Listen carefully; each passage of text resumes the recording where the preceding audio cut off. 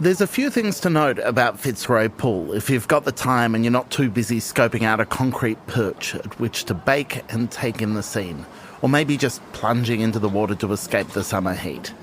This is, as we noted when we visited at the end of last year, Helen Garner country. It's indelibly seared on the national literary consciousness by her classic monkey grip. The pool was nearly shut down in the 90s by a local government who deemed it economically unviable. There was this community campaign full of locals and musicians and artists and more than a few writers who fought successfully to save it. The famous painted sign up one end, the words Aqua Profonda, is slightly misspelt, a bastardised blending of Latin and Italian.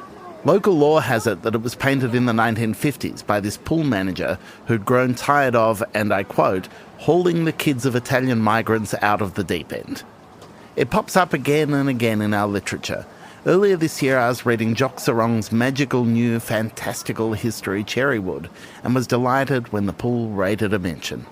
One of my nephews was equally delighted to discover it was the inspiration for Courtney Barnett's song Aqua Profonda.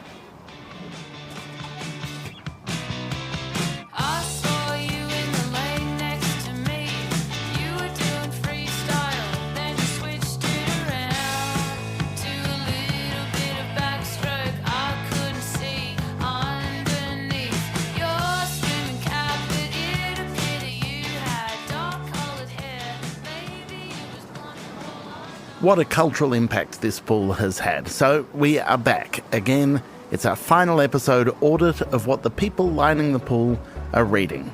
There are lots of phones, to be sure, and even more closed eyes and tired faces just looking to forget the year that's been and soak up the sun instead of the literary greatness. But over there's a copy of Sally Rooney's Intermezzo and a dog-eared John le Carré lying battered in the sun. One handsome middle-aged bloke is so intently reading To Kill a Mockingbird that he hasn't looked up no matter how many times we try to approach him. So, that's it. Even though I'm loath to interrupt a content reader, I'm going to lean into my nosiest, snoopiest self for the final Read This of 2024. It's time to ask some of these people what they're reading now that summer is here. From Schwartz Media, I'm Michael Williams, and this is Read This, the show about the books we love and the long summer reading sessions ahead of us.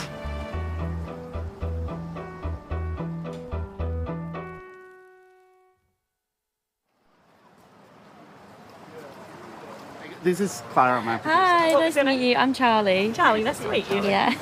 And look, Simone de Beauvoir on a banana lounge. That's a pretty good thing. Yeah, I mean, I've only just picked it up, really. I actually found it on the street. Someone just left a box of books, and I thought, why not? I'll give it a go. So, yeah, enjoy it. It's pretty serendipitous. It's quite highbrow reading, though, for poolside. Yeah, I'm not going to lie. It's a warm day, and I'm kind of struggling through, but but it's still pretty interesting. I mean, yeah, it's so far, talking about her life in Paris, and yeah, I mean, I'm enjoying it because I've come to Australia, I got here like a month ago, and so she's talking about her travels and I'm kind of enjoying it, really.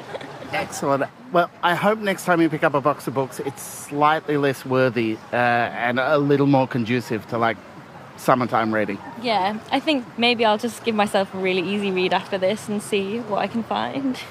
Oh, well, best of luck. Thanks for chatting today. No problem. Thank you so much.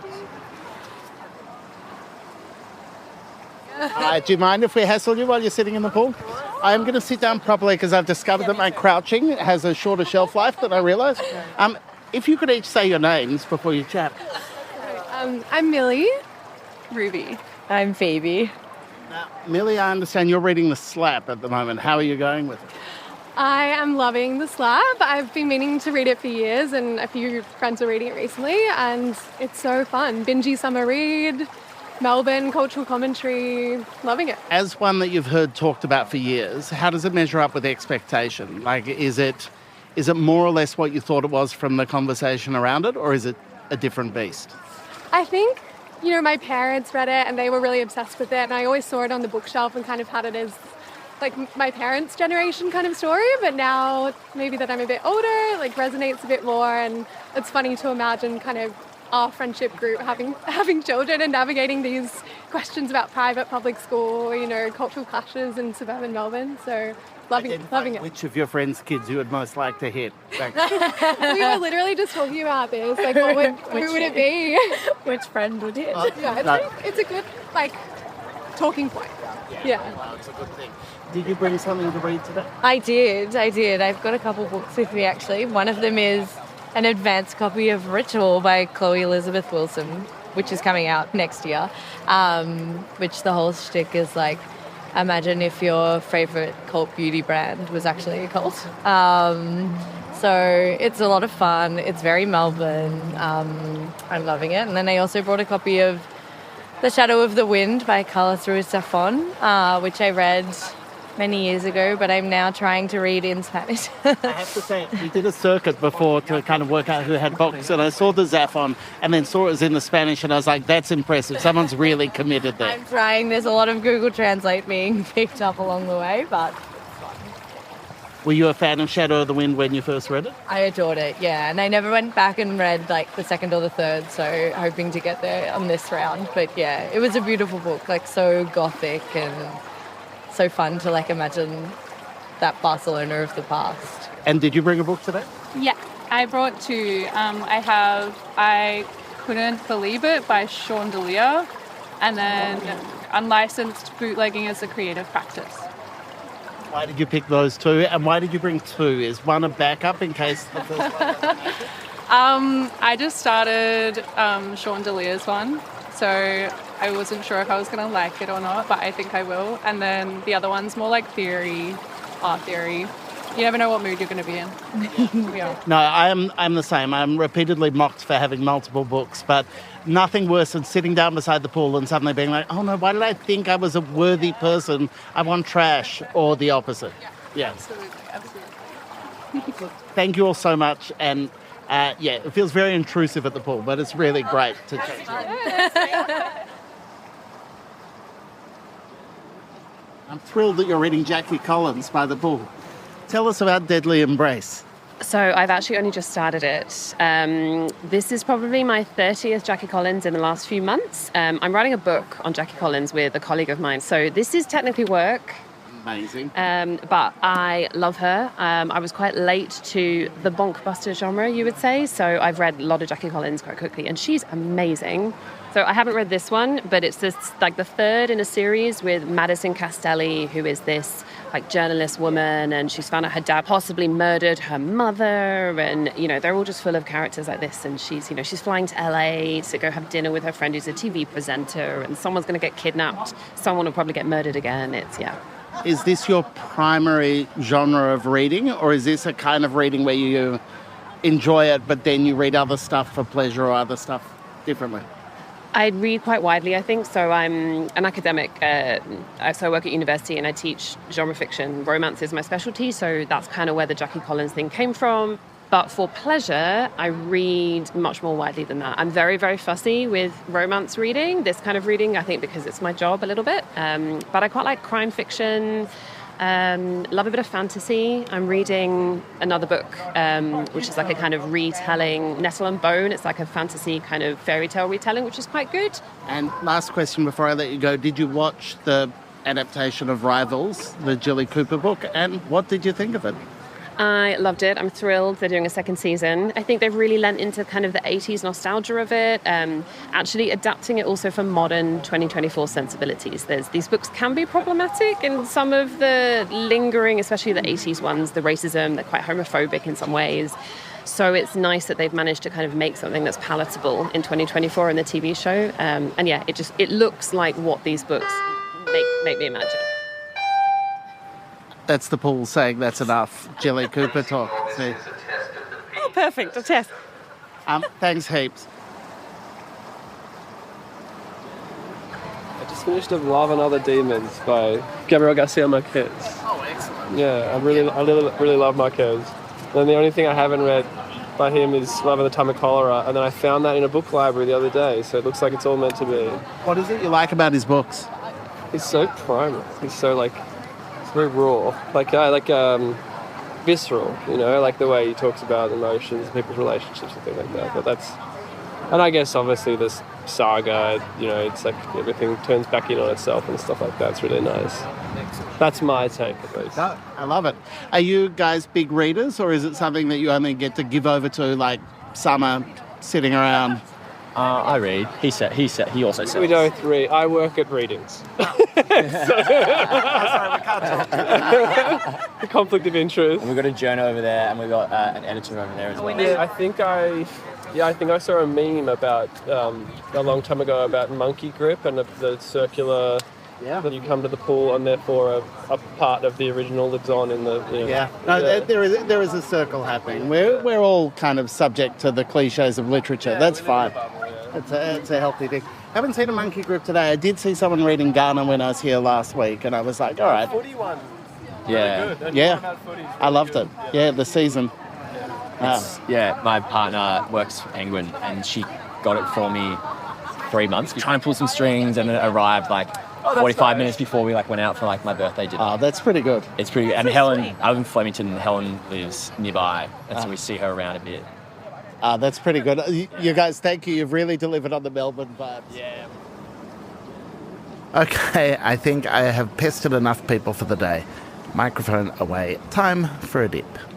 When we come back, some of Australia's best writers share their recommendations for summer reading. We'll be right back.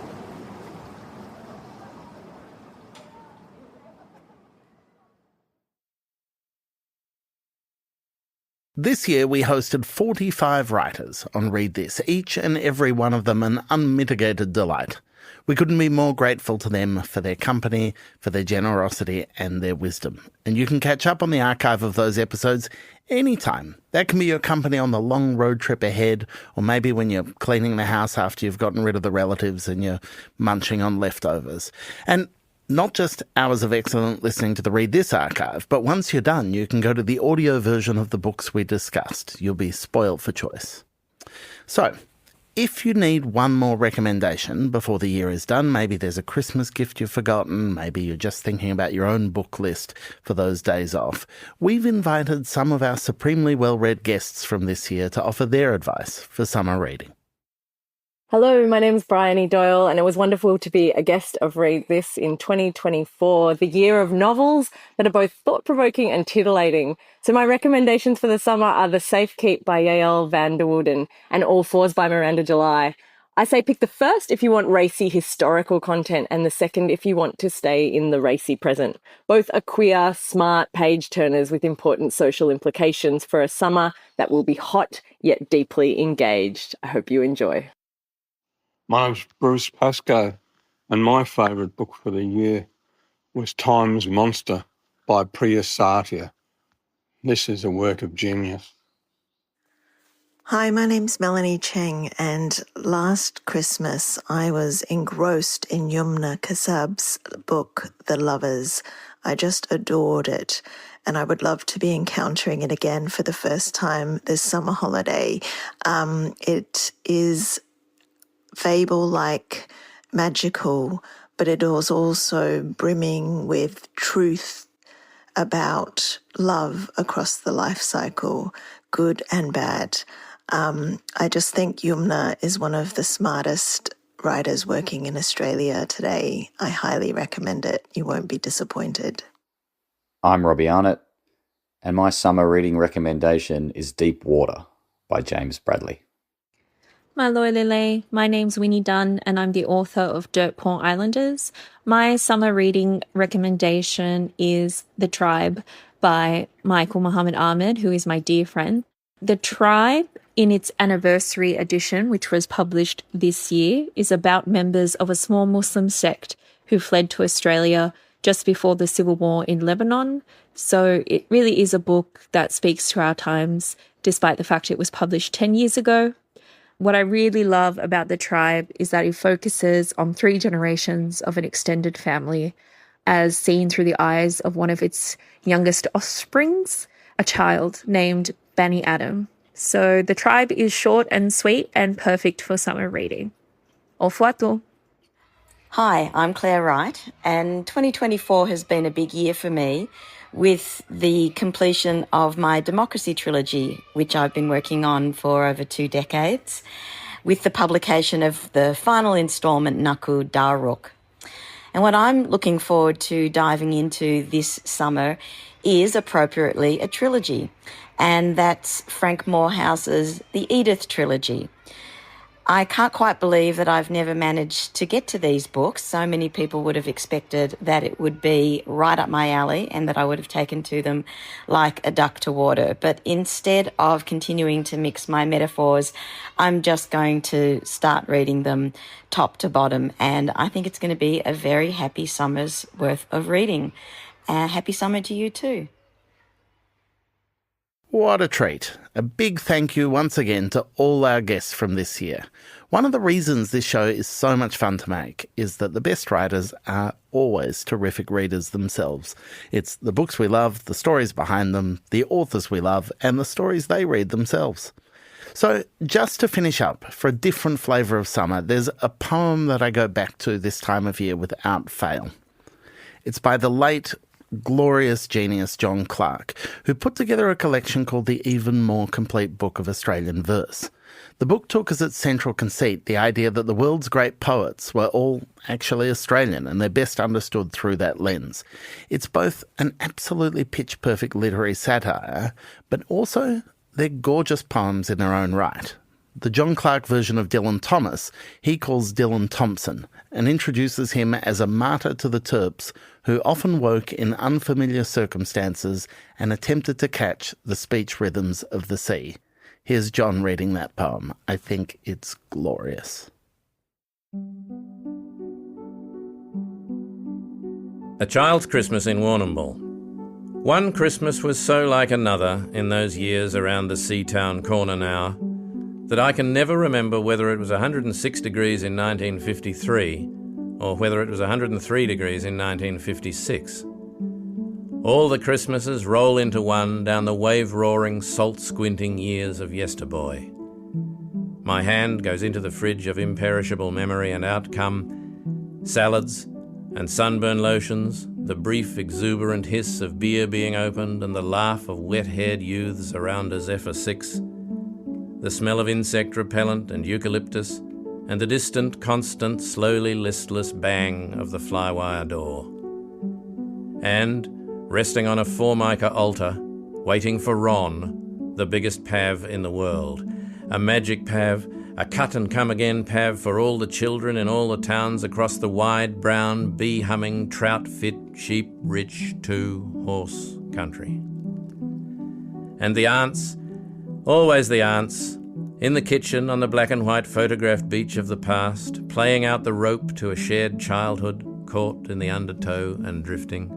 And some numerous uncles, wondering occasionally why they weren't each other, coming around the letterbox to an attacking field in the test match and being driven handsomely by some middle-order nephew, skipping down the vowel-flattening pitch and putting the ball into the tent flaps on the first bounce of puberty.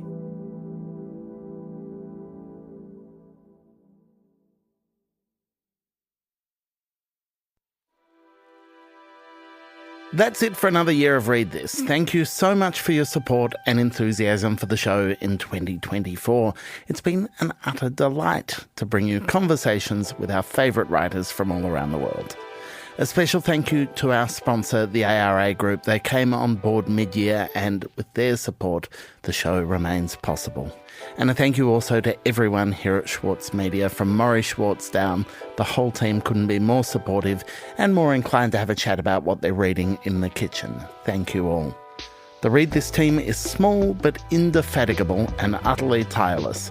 Clara Ames makes the show what it is. Anything you like about the show, that's Clara's work. Anything you don't like is because I insisted in a meeting and we made the wrong choice. The wonderful Travis Evans does the mixing and Zoltan Fetcho provides the original compositions. Head of audio Sarah McVie was the brains behind the show in the first place and continues to be an amazing support. Finally, don't forget to subscribe, rate, review on all your podcast apps. Share those episodes willy-nilly. Turn it into the cultural juggernaut that it deserves to be. For now, though, we're going to have a little lie down, probably with a good book. Thanks for listening, and we'll see you next year.